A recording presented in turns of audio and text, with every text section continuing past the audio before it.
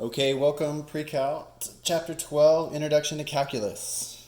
All right, the actual introduction to calculus. So everything to this point has just been solidifying a mastery of algebra, advanced algebraic concepts and linear algebra. So now we're actually going into, and trigonometry I should add. Now we're going into, quite literally, an introduction to calculus, which is exciting. All right, so let's take a look at this. The first thing out of the box, there's 4 sections, by the way. I'm going to try to do 1 today and maybe 2 the next day. We have plenty of time, so we're not pressed for time, but we'll see how this goes.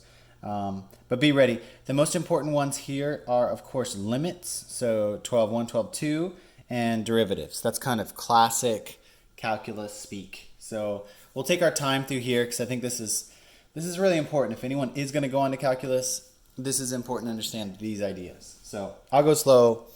Take your time with these videos. Make sure you understand them. All right. So blah, blah, blah, introduction. Let's get into good stuff. Finding limits of numerical and graphical approaches. Okay, this is more conceptual, right? This chapter is just going to be like getting a feel for what's going on with a limit. Now, you guys have never done limits, so don't feel like there's some pre-existing knowledge on this that you should understand.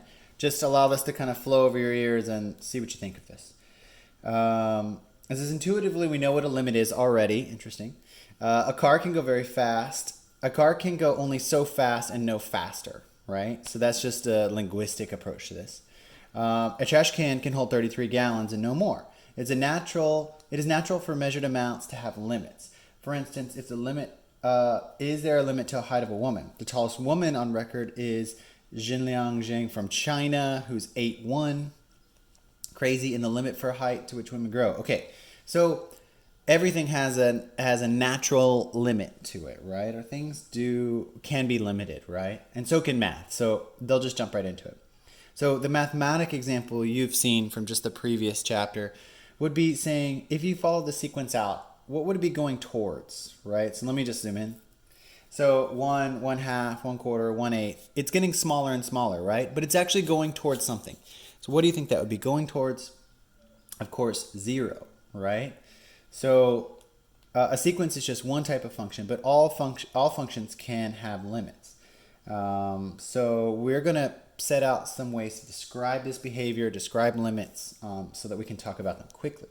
So it says, if the limit of a function f of x is L, then as the input gets closer and closer to A, the output y gets closer and closer to L. Okay, so we just say, instead of saying closer and closer, we just say approaches L, right? So that's all there is to it. I'll show you graphically here. So let me zoom in quite big on this guy. So here you go. So it says, here is the graphical way to understand limits. So all we're going to do is we're just going to say, as we approach A, so as the input x, this is our x value, as we go along here, and we say as x approaches A, right? This is the left, we're going to talk about this in a little bit, and this is the right. So that means this is the left-hand side, and this is the right-hand side. You can say upper or lower, however you like to think about it. But as it approaches from this side, right, it's hitting this value. It's hitting L. Cool. And as it approaches from the upper side or the right-hand side, it's also hitting L. Cool. That's all there is to it. So even though there's no value there, we could say that there is a limit, and that limit is L. That's kind of the gist of this. So that's all there is to it. So as the input x approaches A, and remember this A value is going to be actually some number, right? That's going to be some constant value.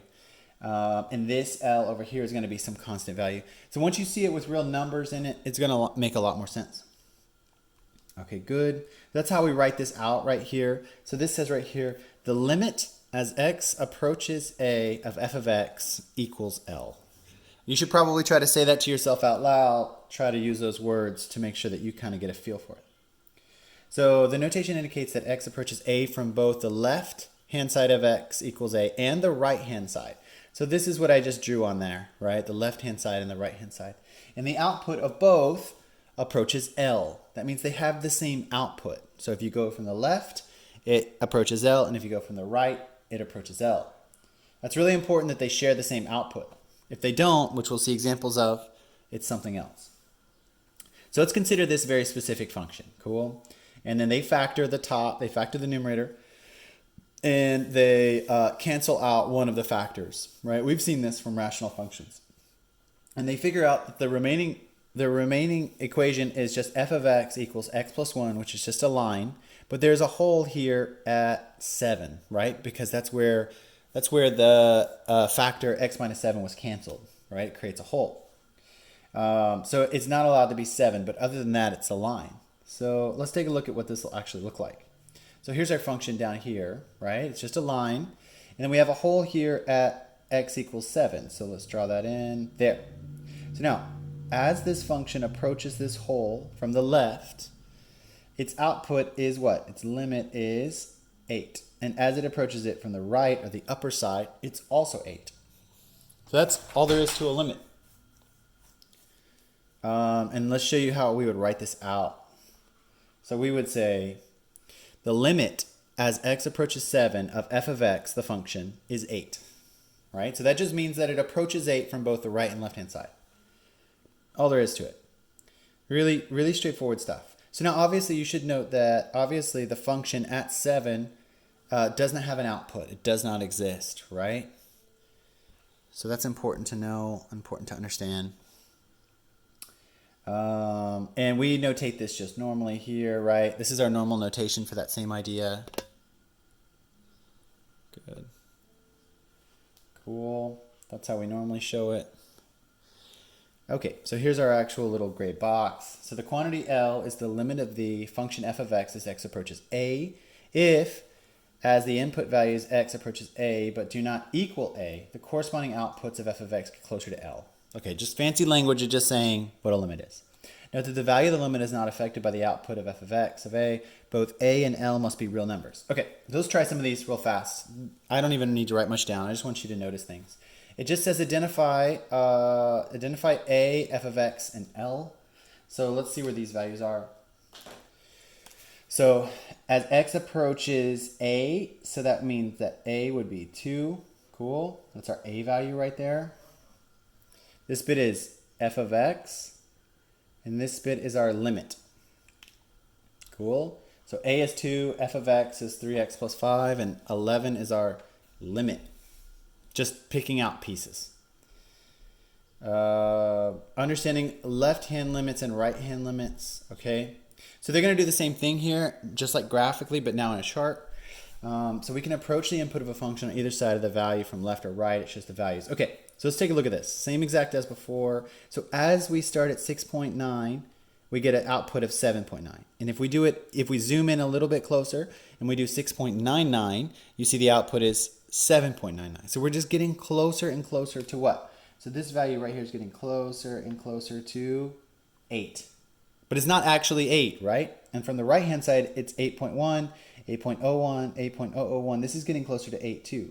But remember, if you input a value of x equals 7, you do not get 8. You get undefined, remember? So the limits are just a way of showing what that value is approaching. Cool. So that's all that. Okay, so from the left-hand side, okay, right, this is really important notation. So notice here, and let me zoom in big just so we have a clear understanding. So to indicate left-hand side, so this is the limit as x approaches 7 from the left. They'll put a little negative here. This means from the left. And then they'll put a little positive. That means from the right. Now, these two things should have the exact same limit, right? So when they do have the same limit, you would be able just to say that the limit as x approaches 7 of f of x is just equal to 8. So if both of these are true and they both hold up, you could say the limit of the entire function is 8. Cool. That's it. I mean, this says exactly the exact same thing. So as it approaches 8 from the left and from the right, then we know that the limit is whatever it is. Okay. So left and right hand limits, they just show these notations again. This just breaks the big limit down into a limit from the left and a limit from the right. all that is. They call them two-sided limits. All right. So now, here's a really important idea, that the limit on the left and the limit on the right must equal the same thing, right? So that's really important that they're the same thing. If they do equal that, then it's true that the total limit is whatever, L in this case, in the really general case. Let's actually look at something that shows this idea. Because it's possible that it's not true, right? So let's look here. If we just look graphically at this example real fast, so we would say the limit of f of x from the left, it looks like it would be approaching L. And the limit of f of x from the right would also be approaching L. So, right? So that means that the total limit as x approaches a of f of x is L. We'll do this with numbers. Don't worry. They're just walking this out extra far.